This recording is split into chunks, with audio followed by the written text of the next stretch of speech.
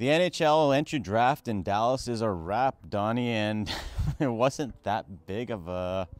we didn't see the big stories, did we? No. Like Erik Karlsson is still an Ottawa Senator. Max Pacioretty is still a Montreal Canadian. I guess John Tavares is entertaining offers on the open market. As many as 5 teams are going to be negotiating with him during this 5-day window leading up to July 1. What do you make of the weekend, and what do you make of maybe John Tavares possibly going to Toronto now, maybe San Jose, or does he go back to the Long Island?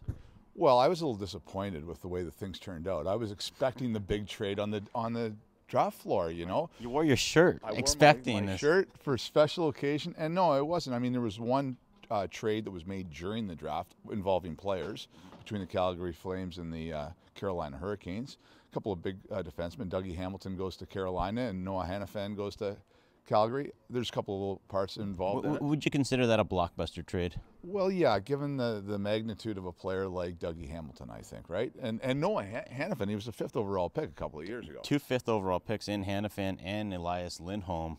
And so, yeah, you know what? This is par for the course, I guess, for Brad Treliving. Like, he comes to these drafts, and on day 2, he loves swinging for the fences. What else did you take from this weekend in terms of maybe how did the Canadian teams do in your mind? Well, I mean, I think we talked about it yesterday, and round 1, Detroit Red Wings won round 1. Yep. I mean, they looked like the team with the 2 good forwards that they were able to get in top 30 picks.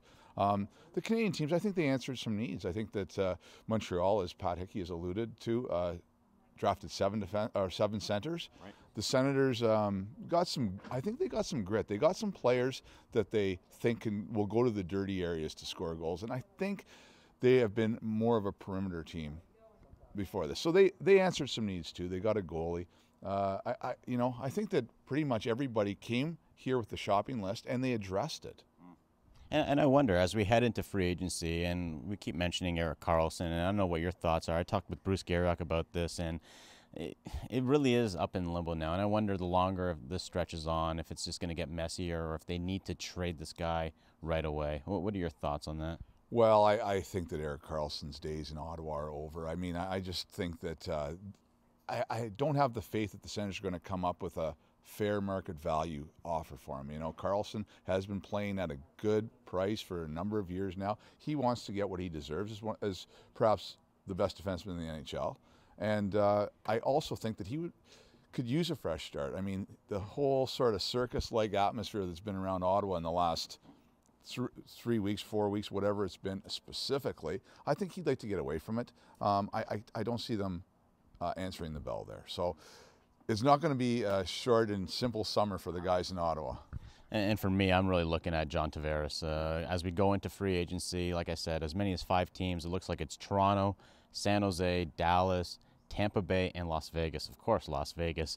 But if you know what, if I'm a betting man, I'm thinking he goes back to the Islanders. I'm thinking they can offer that extra year that no one else can offer, and he's going to be maybe the richest forward in the NHL.